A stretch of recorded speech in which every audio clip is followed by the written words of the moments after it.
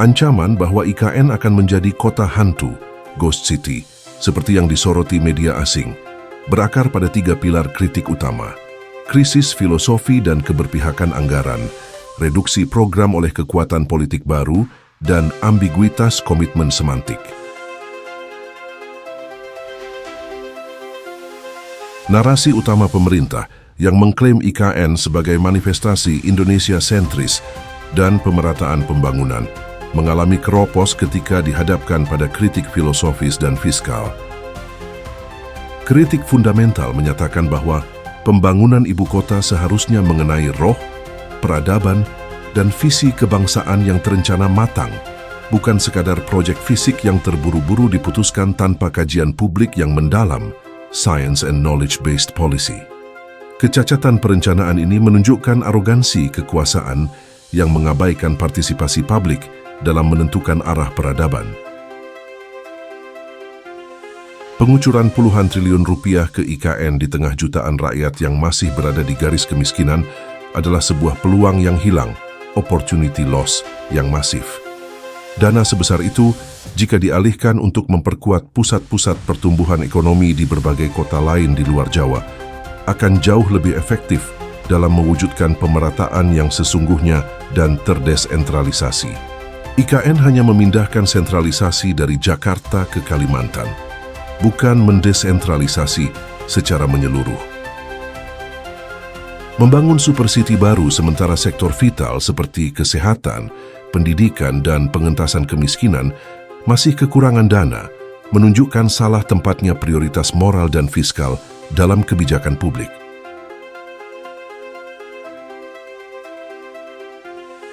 Kekhawatiran media asing dikuatkan oleh data anggaran dan skala prioritas pemerintahan yang baru.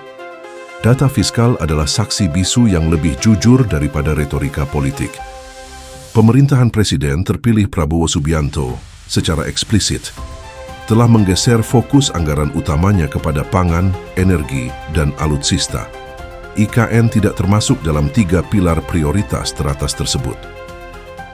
Perubahan prioritas ini tercermin dalam anjloknya alokasi anggaran IKN. Setelah menghabiskan sekitar 70 triliun di masa lalu, alokasi untuk tahun 2025 turun menjadi 14 triliun dan bahkan diproyeksikan hanya 6 triliun pada tahun 2026. Dalam konteks manajemen proyek kolosal, pengurangan anggaran secara drastis ini adalah sinyal paling jelas dari kemangkrakan dan perlambatan. Pertanyaan yang logis, seperti disoroti Yunarto Wijaya, adalah bagaimana mungkin sebuah kota baru dapat rampung dan dihuni sesuai jadwal ketika dana yang digelontorkan terus mengecil? Logika The Guardian bahwa ini terancam menjadi kota hantu adalah konsekuensi rasional dari kebijakan fiskal yang tidak mendukung. Klaim juru bicara PSI bahwa ini persoalan teknis adalah penolakan terhadap realitas politik anggaran yang tegas.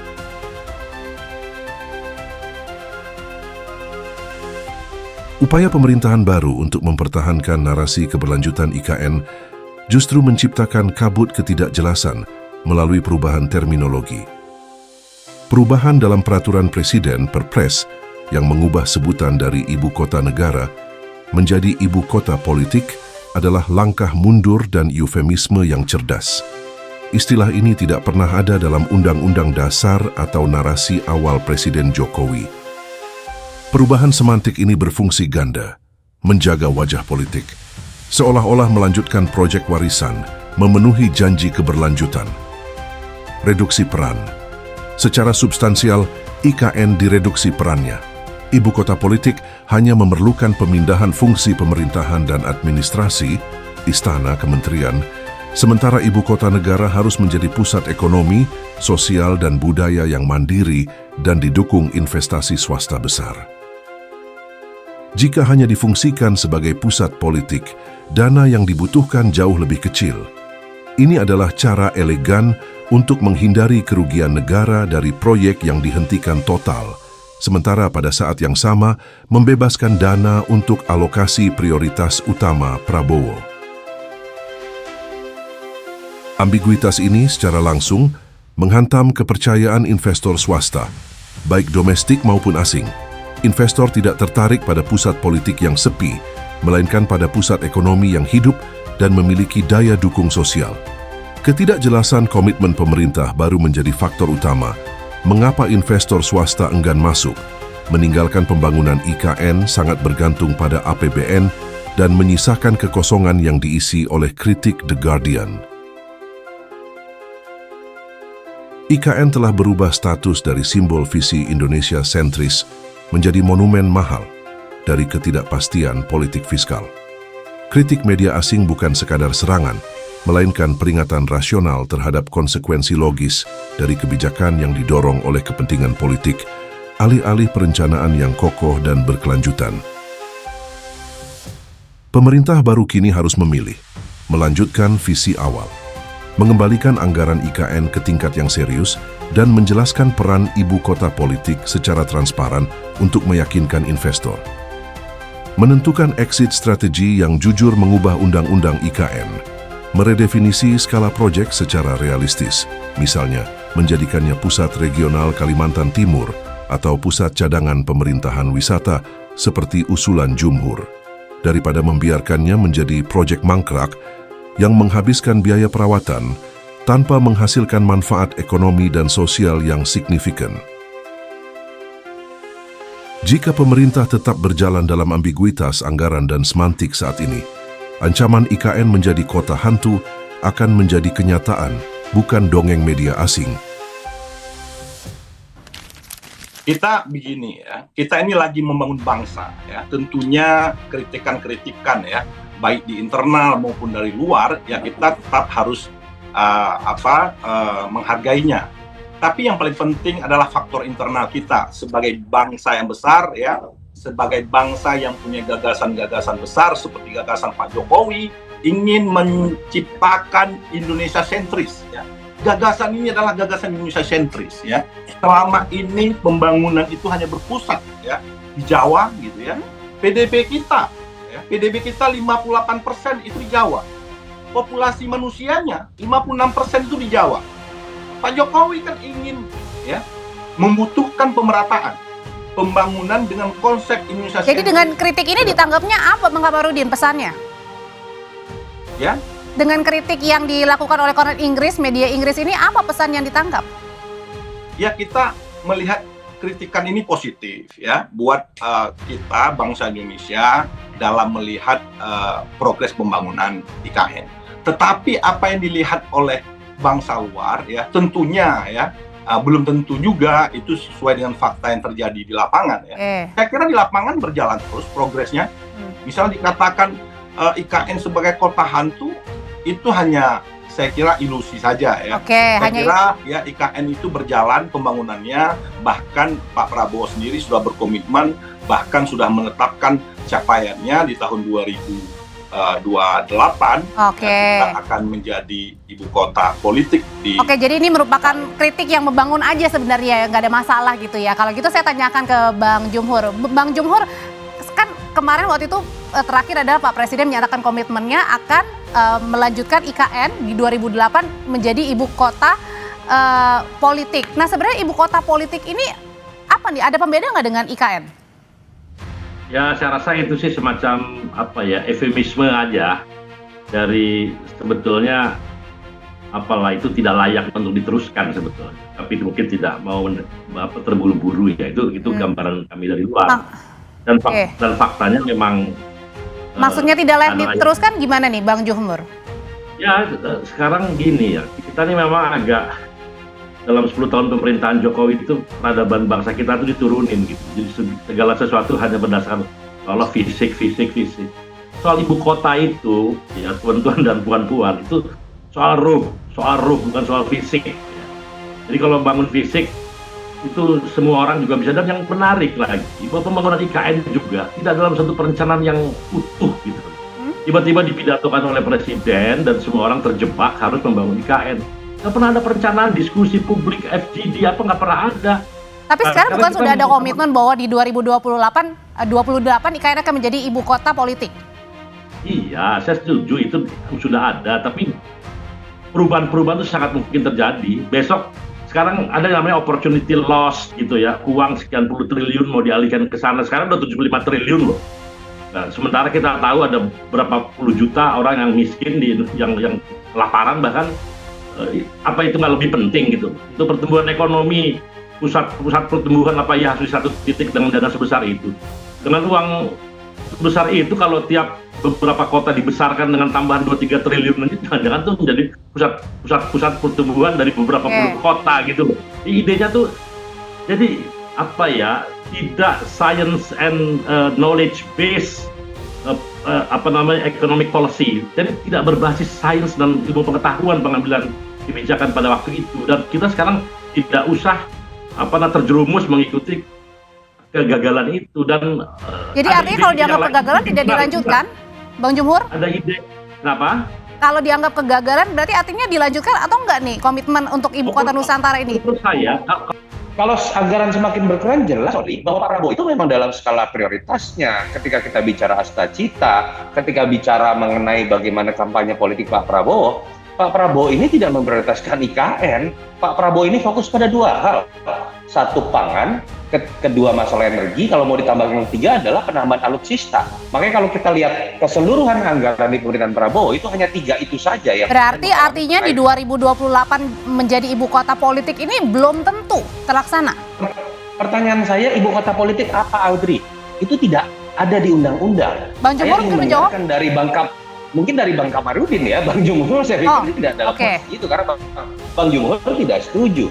Dan itu tidak pernah terjelaskan. Ketika ditanyakan ke KSP, tidak bisa dijelaskan juga. Kita mungkin bisa lihat, bisa kemudian menyimpulkan dari situ dulu. Kenapa sih kemudian terminologi ini diubah?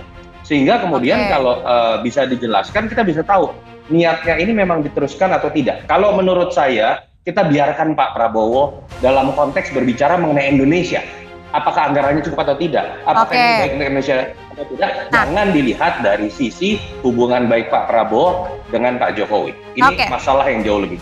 Oke, kalau gitu untuk penegasan saja kalau gitu Bang Kamarudin, sebenarnya apa sih tanggapan dari Pak Jokowi sendiri? Pak Jokowi sudah tahu pastikan dengan 2028 ini berkomitmen Pak Prabowo untuk menjadikan IKN sebagai ibu kota politik. Apa tanggapannya Pak Jokowi? Ya, ini saya bukan mengomentari tanggapan Pak Jokowi ya. Kalau Pak Jokowi ya silahkan diminta tanggapannya. Gitu. Oke, dari ini versi saya sebagai PSI? juru bicara PSI gitu ya.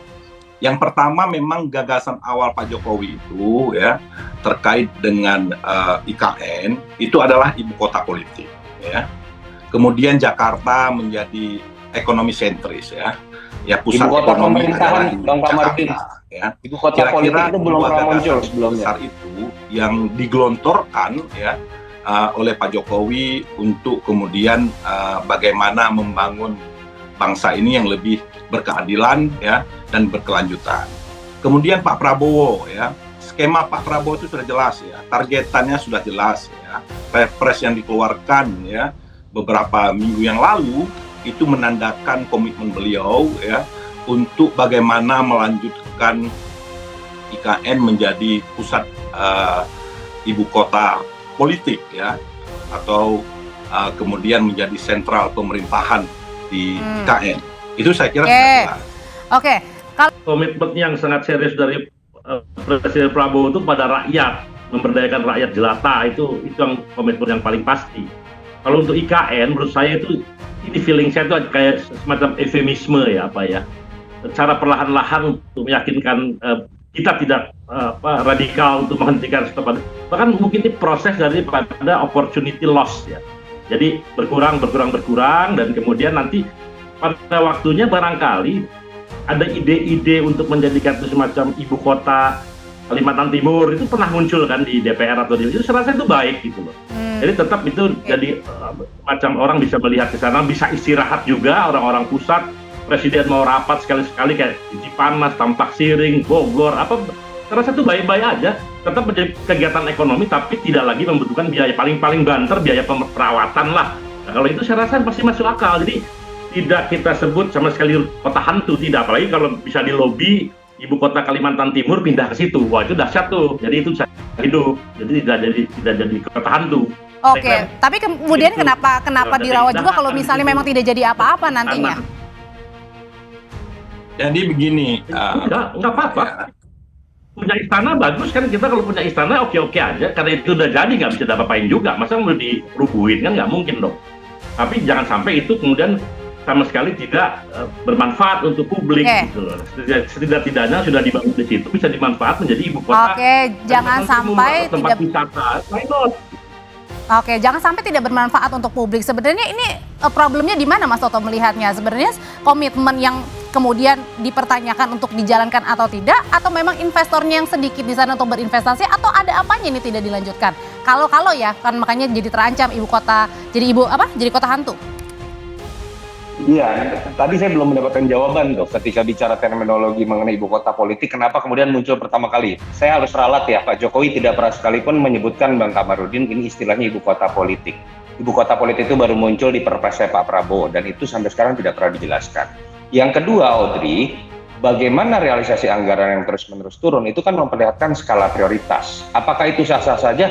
Sah-sah saja. Rakyat sudah memberikan otoritas sepenuhnya kontrak politik kepada presiden yang baru. Betul ada continuity dalam konteks Pak Prabowo melanjutkan Pak Jokowi, tapi kan kita tahu bahwa dua orang ini dua orang yang berbeda. Konteksnya menurut saya sampai sekarang berhenti pada level bahwa Pak Jokowi bisa menitipkan anaknya saja kok menjadi wapres. Tapi ketika berbicara program, dari awal kalau kita belajar mengenai karakter kepemimpinan, prioritas kampanye politik, Pak Prabowo dan Pak Jokowi punya prioritas yang berbeda. Silahkan dilihat prioritas anggaran Pak Jokowi selama 10 tahun dengan prioritas anggaran Pak Prabowo dalam 2 tahun terakhir. Jadi artinya benar sangat berbeda. Mas Toto, jadi artinya jangan-jangan sah saja. Oke, jadi artinya jangan-jangan benar nih terancam jadi kota sepi begitu versinya The Guardian nih. Artinya begini Audrey, betul ini nggak bisa hitam putih bahwa ketika berbicara mengenai melanjutkan atau stop itu bisa dilakukan langsung begitu saja. Contoh, kalau kemudian melanjutkan nggak bisa juga Pak Prabowo dipus untuk kemudian anggarannya sekencang Pak Jokowi. Karena kita punya keterbatasan cash flow. Tapi andai kata pun di stop, saya sepakat juga dengan Bang Jumhur. Nggak mungkin di stop begitu saja, karena kemudian pertanyaannya apakah kemudian itu bisa dianggap kerugian negara? Uang yang sudah keluar hampir 100 triliun. Artinya, kita nanti akan tetap melihat bahwa apakah kemudian ini akan dialokasikan sesuai dengan amanah undang-undang awal, atau bukan tidak mungkin akan terjadi perubahan undang-undang.